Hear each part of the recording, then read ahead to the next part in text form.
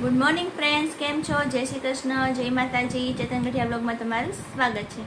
તો જો આજે તો છે ને રવિવાર છે અને એમાં પણ આજે ઋષિ પંચમી છે, એટલે કે સામા પાંચમ પણ કહેવાય.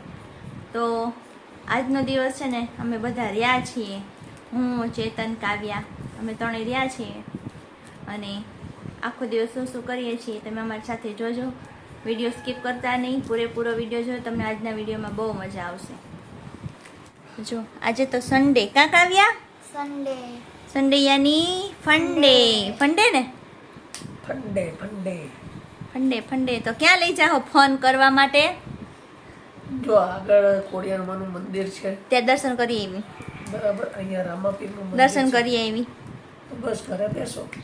કાવ્યા આવું હોય હાવ કાંઈ આવું હોય કાંઈ. તો તો આજે પાંચમ છે, ખબર છે ને?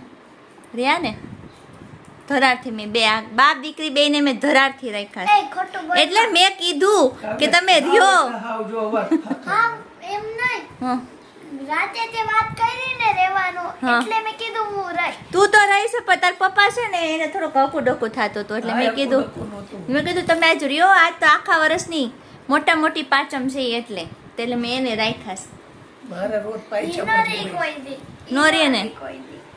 મારે રોજ પાયચમ જ હોય છે. એમ તો તમે હું રોજ રહ્યો છો? બધી પાયચમ જ હોય છે મારી હારે. એ તો તમારો પ્રશ્ન છે ભાઈ, અમારો પ્રશ્ન તો નથી. તો આજે આખો દિવસ ખાવા નહીં મળે હો, ફરાળ જ હોય. જો અમારે કાવ્યા તો ભૂખી રહે. કા કાવ્યા? પછી આ તાર પપ્પા છે ને ખાવું કરશે, હું ખાવા નહીં દઉં, ફરાળ દઈ દઈશ. જો કાંઈ તો ફરાળી ન કરે, ઉપવાસ ન કરો કરાય. કહે ના ના, તમારી વાત થાય છે. એમ કે પેહુટી કહી ગઈ, પેટમાં દુખે ને માથું દુખે ને કા કહું પેસુટી હાલતા કહી ગઈ હા, બહુ પાછી. સારું લ્યો. તો જો તમે આજે છે ને બપોરે ફરાળ કરવાનું, સાંજે ફરાળ કરવાનું, બરોબર? તો બપોર શું ખાશો? જે બનાવ્યું હોય છે એ ખાઈ લો. એમ તો મારો વિચાર છે ને ખીચડી બનાવવાનો છે. આજે એક ટાઈમ છે ને ફરાળમાં સાંબો ખાવાનો હોય, તે આપણે સાંજે બનાવશું, એનું ખીચડી જ બનાવશું, એટલે હળવું રહે. અને અત્યારે છે ને આપણે બટેકાની અને આ શું કહે સિંગના ભૂકાની ખીચડી બનાવવાની છે, બરાબર? દહીં ને ખાઈ લેજો એટલે પેટ ભરાઈ જાય ટૂંકમાં. હું તમે ખાવું ન કરો. સારું હાલો. તો ચાલો હવે છે ને બાપ દીકરીનું નક્કી થઈ ગયું કે શું જમવાનું છે, તો ચાલો આપણે એની તૈયારી સ્ટાર્ટ કરી દઈએ. આજે પાંચમ છે ને એટલે ફરાળ તો બનાવવાનું જ હોય, અને બપોરનો ટાઈમ થઈ જ ગયો છે, તો આપણે રસોડામાં આવી ગયા છીએ અને ફરાળની અંદર બનાવવાનું છે મારી ખીચડી. આજે એક ટાઈમ સાંભો ખાવાનો હોય, પણ એ આપણે સાંજે બનાવશું એની ખીચડી. પણ આપણે અત્યારે છે ને બટેકા અને સિંગના ભૂકાની ખીચડી બનાવવાની છે, તો ચાલો સ્ટાર્ટ કરી દઈએ બનાવવાનું. સિંગ લઈ લીધી છે મેં, એટલે કે માંડવીના દાણા. ગેસ ચાલુ કરી દઈએ અને પહેલાં એને આપણે શેકી લઈએ. બીજી બાજુ ગેસ ઉપર આપણે બટેકા બાફવા માટે મૂકી દઈએ.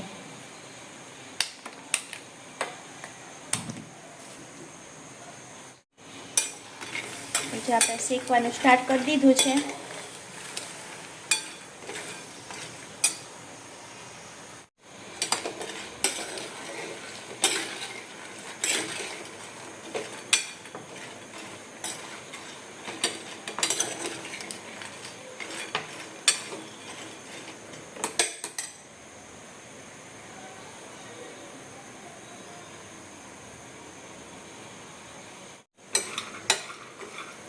લોયું લીધું હતું ને મૂકી દીધું, કારણ કે એમાં છે ને બરોબર ફાવતું નહોતું. બીજું પોળું વાસણ લઈ અને શેકવાનું સ્ટાર્ટ કરી દીધું.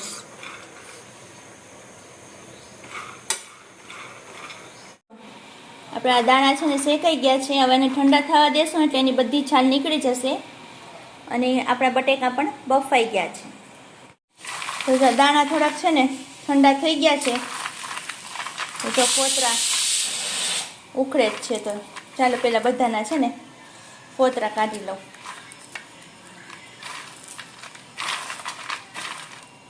જો બધા દાણાની આપણે છે ને છાલ કાઢી લીધી છે, જરા તરા રહી ગઈ છે, એ પણ કાઢી લેશું. અને પછી છે ને આનો મિક્સરની અંદર ભૂકો કરવાનો છે. બહુ ઝીણો ભૂકો નથી કરવાનો, નહીં તો છે ને આમાંથી તેલ નીકળવા માંડશે.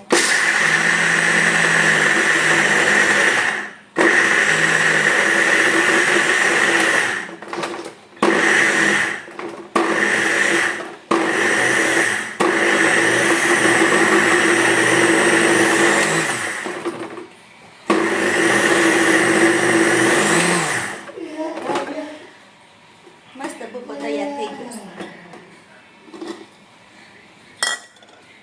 આ ભૂકો રેડી છે અને આપણા કુકરની અંદર બટેકા પણ બફાઈ ગયા છે, તો એને પણ આપણે કાઢી લઈએ.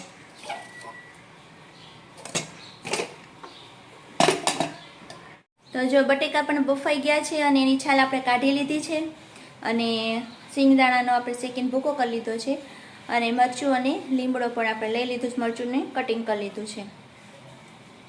જો અહીંયા બધું રેડી છે, લીંબુ પણ લઈ લીધું છે અને હવે આની અંદર આપણે તેલ ગરમ કરવા માટે લઈ લઈએ.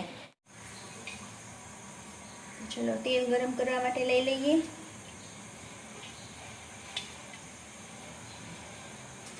ત્રણ થી 4 પાવડા તેલ લેવાનું છે, કારણ કે આપણી ખીચડી છે ને થોડીક વધારે છે એટલા માટે. તો જો તેલ આવી ગયું છે તો થોડુંક જીરું નાખી દઈએ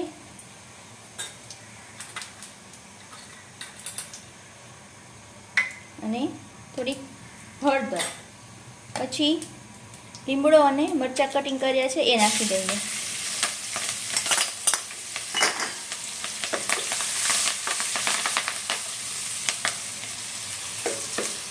સેજવાર સાતરી લઈએ. પછી જે બાફેલા બટેકા છે એના ઝીણા કટિંગ કરી લીધું છે એ નાખી દઈએ.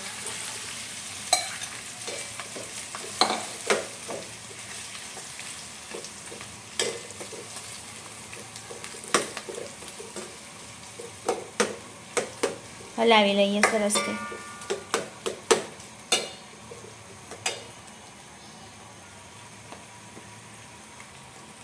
હવે આપણે આની અંદર જે સિંગદાણાનો આપણે ભૂકો કર્યો હતો ને એ નાખી દઈએ.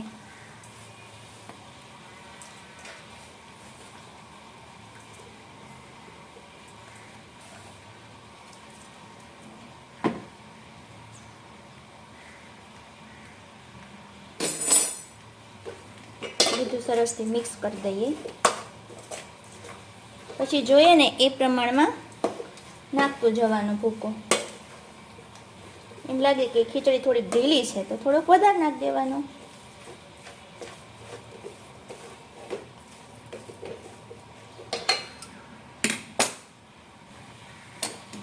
હવે આપણે એની અંદર લીંબુનો રસ નાખશું.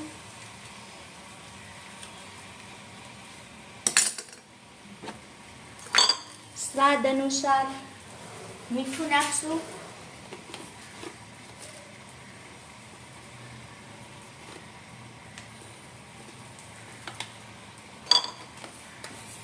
થોડીક ખાંડ નાખશું, કારણ કે આપણે લીંબુ નાખ્યું છે ને એટલા માટે.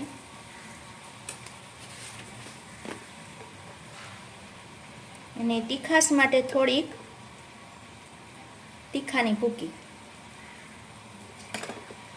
બધું સરખું મિક્સ કરી દઈએ.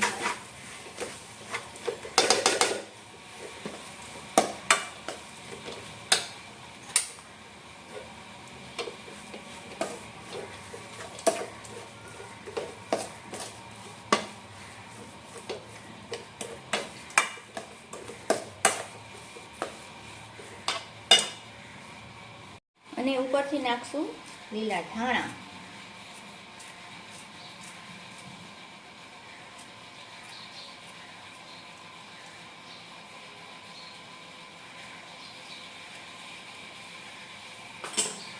અને મિક્સ કરી લેશું.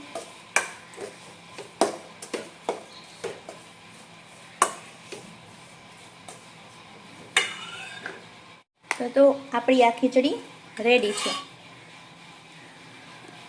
બપોરનું તો બની ગયું. હવે આની સાથે છે ને બધા દહીં ખાશે અને છાશ ને એવું કરીને ફરાર કરી લેશે. આ તમને કેવી લાગી રેસીપી કોમેન્ટ કરીને કહેજો. તો ચાલો હવે બધું રેડી થઈ જ ગયું છે, તો આપણે બધા જમવા બેસી જઈએ. જમવા માટે બેસી ગયા છે. કાવ્યાબેન તો ખીચડીમાં દહીં નાખશે, સાથે કેળા છે ને એ જમવામાં બેસી ગયા છે. કેવી બની ખીચડી? હારી જોઈને મસ્ત ને? હારી જોઈને મારી મમ્મી બનાવે. હા જો એમ હોય, તમારે એમ કહેવાય તું બને તો હારી જોઈ ને, તો તમને નથી લાગી ભૂખ? સારું હાલો જમવા બેસી જાઓ. તો બપોરે તો છે ને ફરાર કરીને સૂઈ ગયા હતા બધાએ, કારણ કે આજ રજા હતી ને એટલે છે ને આરામ કરવાનો બધાને મોકો મળી ગયો. અને અત્યારે જો બપોરે 4:30 જેવું થઈ ગયું અને ઉઠી અને ચા પાણી પીને બધા બેઠા છે. તો હું ભૂખ નથી લાગી ને કઈ? તો વાંધો નહીં. હાંજનું મેનુ પૂછશું ને પાછું હાંજે હું બનાવવાનું. ઓલી કાવ્ય હજી તો બપોર ખાધું નહોતું ને તો એ મને પૂછે મમ્મી હાંજે હું બને. અરે ભાઈ પેલા બપોરે તો જમી ને પછી હાંજનું કરશે.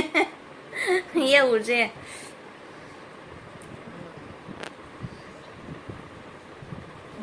ચાલુ જ કરી દો. એ રહ્યા હોય ને તેથી આખો દી ખા ન કરવાનું હોય.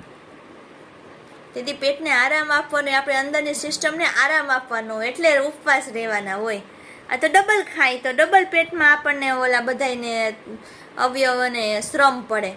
એટલે હું અવયવ આ કઈ પર્યાવરણની ભાષા લાગી? આ કઈ તું એ વિજ્ઞાનની ભાષા છે, તમને ન સમજ પડે. This is a science language.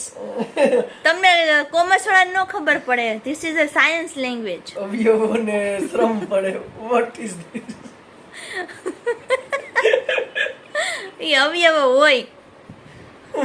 હોય અંદર શરીરમાં. કહું છું તો ખરી, ધીસ ઇઝ સાયન્સ લેંગ્વેજ.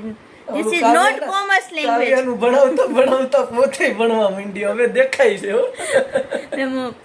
જો કહેવત નથી કાળીએ પાસે ધોળીઓ બાંધીએ ને તો વાર ન આવે, પણ હાન તો આવે જ ને. એવી રીતના હું કાવ્યને રોજ ભણાવું ને એટલે મારા મગજમાં છે ને ઈવીએસ માંડ્યું ઘૂમવા આવે.